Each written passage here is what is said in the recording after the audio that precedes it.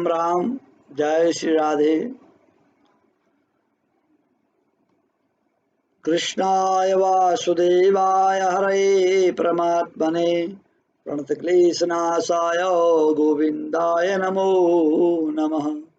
हरे कृष्ण कृष्ण कृष्ण हरे हरे, हरे राम राम राम हरे हरे। पुरुषोत्तम मास प्रारंभ होने जा रहा है। आज 18 सितंबर 2020 से लेकर 16 अक्टूबर 2020 तक एक महीने का पुरुषोत्तम मास है।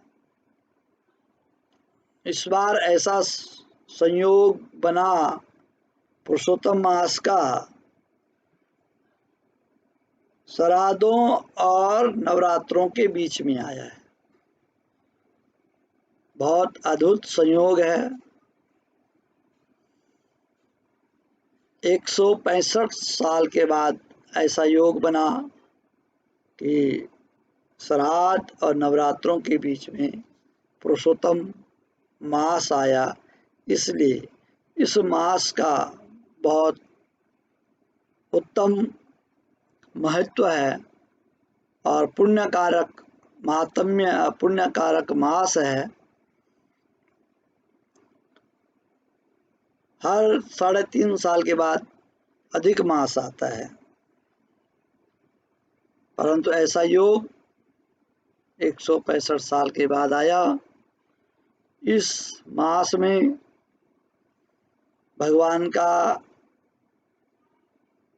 भजन, कीर्तन, जप, तप, दान, पुरुषोत्तम मास का जो महात्म्य है उसका श्रवण करने का बहुत ही पुण्य है, पुण्यकारक मास है। तो हम आज से प्रारंभ करेंगे पुरुषोत्तम मास महात्म्य। आज प्रथम दिवस है और पहला अध्याय। इसी प्रकार से हम प्रयास करेंगे कि पूरे महीने आपको पुरुषोत्तम महात्म्य की कथा सुनाने की कोशिश करेंगे और आशा करते हैं कि आप लोग भी सुनने का प्रयास करें।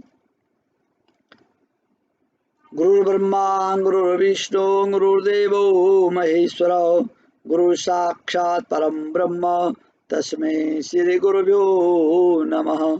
अखंडं मंगलाकारं व्याप्तं येन चराचरं तत्पदं दर्शितं येन तस्मै श्री गुरुभ्यो नमः। सच्चिदानंद रूपाय विश्वोत्पत्त्यादिहेतवे तापत्रय विनाशाय श्रीकृष्णाय वयं नमः। श्री गणेशाय नमः। पुरुषोत्तम मास महात्म्य प्रथम अध्याय। एक समय की बात है, बहुत से ऋषि मुनिजन नैमिषारण्य तीर्थ में जाकर के यज्ञ करने से तत्पर थे। उसी समय सूत जी तीर्थ यात्रा के निमित्त भ्रमण करते हुए अपने शिष्यों के सहित वहां पर आए। मुनियों ने देख करके नमस्कार कर आनंद मग्न हो गए। बलकल वस्त्र पहने, प्रसन्न मुख, चेहरे पर कांति, परमार्थ में निपुण, चंदन से शोभायमान, तुलसी की माला, जटाओं का मुकुट धारण किए हुए महा शरणम इस अद्भुत मंत्र को जपते हुए सूत जी को देखकर नैमिषारण्य के ऋषि मुनि लोग उठकर खड़े हुए। नैमिषारण्य जो तीर्थ है वो उत्तर प्रदेश में है, सीतापुर डिस्ट्रिक्ट में, गंगा जी के किनारे।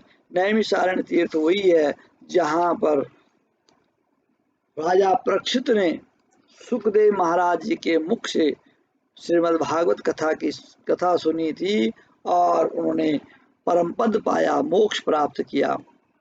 वहीं पर सूत जी महाराज ने 88,000 ऋषि मुनियों को समस्त सारे वेद पुराण शास्त्र सारी कथाएं सुनाई। मुनियों ने हाथ जोड़ करके कहा कि हे सूजी, हम सब लोगों को भगवान की अद्भुत कथाओं को सुनने की इच्छा है। तब सूत जी ने प्रसन्नता से सब ऋषियों के आगे हाथ जोड़कर नमस्कार किया। ऋषि कहने लगे कि हे सूत जी, हमने आपके लिए सुंदर आसन बनाया है, आप इस पर बैठिए। आप बड़े भाग्यशाली हैं। आपने गुरु की कृपा से भागवत के रहस्यों का वर्णन करने की शक्ति प्राप्त की है। इस संसार सागर में हजारों बातें सुनने योग्य हैं, परंतु उनमें जो भी सार वस्तु हो, संसार सागर में डूबते हुए को पार करने के लिए जो शुभ श्रेष्ठ कथा आपके विचार में हो, वही बताइए। सौनकादि ने पूछ जाने पर सूत जी कहने लगे, हे विप्रो, हे ब्राह्मणों, हे ऋषियों, मेरे वचनों को सुनो। मैं पहले पुष्कर तीर्थ गया, वहां से हजारों तीर्थों से होते हुए हस्तिनापुर गया। वहां राजा परीक्षित अपने राज्य को छोड़कर अनेक महापुण्यवान ऋषियों के साथ गंगा किनारे जा रहे थे। उनमें अनेक सिद्ध योगी और महासिद्ध मुनि थे। मैं वहां पर उस समाज को पूछ ही रहा था कि वहां श्री कृष्ण भगवान के चरण कमल में मन लगाए महामुनि व्यास जी के पुत्र सुखदेव जी पधारे, जिनकी 8 वर्ष की आयु, शंख के समान कंठ, ऊंचे और चिकने केशों से घिरा हुआ मुख, दृढ़ कंधे, चमकती हुई कांति, वह अद्भुत वेश, ब्रह्म स्वरूप थे। ऐसे महामुनि सुखदेव जी को देखकर सब मुनि हाथ जोड़ करके खड़े हो गए। तब मुनियों के बनाए हुए कमल चक्र जैसे ऊंचे आसन पर सुखदेव जी को बिठाया गया। उस आसन पर बैठे हुए ज्ञान समुद्र के चंद्रमा सुखदेव जी ऋषियों की पूजा को ग्रहण कर ऐसे शोभायमान हुए जैसे तारागण में चंद्रमा शोभायमान होता है। पुरुषोत्तम मास का प्रथम अध्याय, दूसरे अध्याय की कथा आपको कल सुनाएंगे। और ये बड़ा पुण्य मास है। इस पुण्य मास में पूरे महीने का व्रत भी कर सकते हैं, कुछ लोग कर सकते हैं, जिसकी हिम्मत है, ताकत है, जो व्रत कर सकता है व्रत करें और प्रातः काल उठ करके गंगा स्नान करें। आजकल कोरोना है तो घर में ही गंगा जल डाल करके बार बार गंगा जी का नाम उच्चारण करके स्नान करें। तत्पश्चात भगवान का पूजन करें, गौ माता की सेवा करें, गौ को चारा दें, संत महात्माओं ब्राह्मणों की सेवा करें, जो आपके आसपास हैं, आपके पुरोहित हैं, उनका आप सम्मान करें, उनको दान दक्षिणा जो कुछ भी हो सकता हो करें। इस प्रकार से पुरुषोत्तम महात्म्य में निरंतर निरंतर स्वाध्याय, भगवान का चिंतन, भजन, मनन करते रहें। जो श्रद्धा और भाव विश्वास के साथ में भगवान का पूजन कीर्तन भजन करेगा, भगवान उसकी मनोकामना अवश्य पूर्ण करते हैं। यह पुरुषोत्तम मास बहुत ही पुण्यकारक मास है, क्योंकि 12 महीने हैं और 12 राशियां हैं। 12 महीने 12 राशियां। सूर्य नारायण एक राशि से दूसरी राशि पर जाते हैं। तो जैसे सिंह राशि में थे तो अब कन्या राशि पर आ गए। तो कन्या राशि पर आने से क्या हो गया, आश्विन का महीना प्रारंभ हो गया। और आश्विन के बाद, आश्विन का महीना प्रारंभ होने से कन्या राशि पर जब सूर्य भगवान आए तो आश्विन का महीना प्रारंभ हो गया। जब तुला राशि पर जाएंगे तो कार्तिक का महीना प्रारंभ हो जाएगा। वृश्चिक राशि पर जब भगवान भास्कर जाएंगे तो मार्गशीर्ष का महीना प्रारंभ हो जाएगा। इसी प्रकार से धनु राशि पर जाएंगे तो पौ का महीना प्रारंभ हो जाएगा। मकर पे जाएंगे तो माघ का महीना प्रारंभ हो जाएगा। कुंभ राशि पर जाएंगे तो फागुन का महीना प्रारंभ हो जाता है। मीन राशि पर जाएंगे तो चैत्र का महीना प्रारंभ हो जाता है। वैशाख मेष राशि पर जब भगवान भास्कर जाएंगे तो वैशाख का महीना प्रारंभ हो जाता है। वृष राशि पर जब जाते हैं तो ज्येष्ठ का महीना प्रारंभ हो जाता है। मिथुन राशि पर जब भगवान भास्कर जाते हैं तो आषाढ़ का मास प्रारंभ हो जाता है। कर्क राशि पर जब भगवान सूर्यनारायण जाते हैं तो श्रावण मास प्रारंभ हो जाता है। सिंह राशि पर जब जाते हैं तो भाद्र मास प्रारंभ हो जाता है।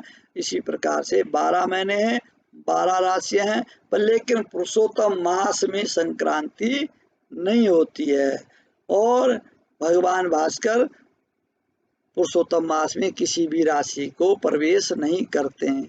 इसलिए भगवान ने इस मास को, इस मास वे मास आया तो इस मास को बड़ी चिंता हो गई कि भैया मैं क्या करूं। तो भगवान ने कहा आप चिंता ना करो, इस मास को मैं स्वयं ग्रहण कर लेता हूं। तो ये जो मास है ये साक्षात भगवान विष्णु का महीना है। ये हर 3.5 साल के बाद आता है और बड़ा महात्म्य है इस मास का। तो अवश्य ही इस मास का पुण्य आप अर्जित करें और इस मास में अधिक से अधिक भगवान का चिंतन भजन करते रहें। आगे दूसरा अध्याय हम आपको कल सुनाएंगे। मैं आचार्य चंद्रभूषण आप सभी के बीच में, मेरे YouTube चैनल को आप सब्सक्राइब करें, लाइक करें, शेयर करें, कमेंट करें। जो कुछ भी आप इसमें कहना चाहें तो आप बता सकते हैं, लिख सकते हैं। जय जय श्री राधे, राधे राधे।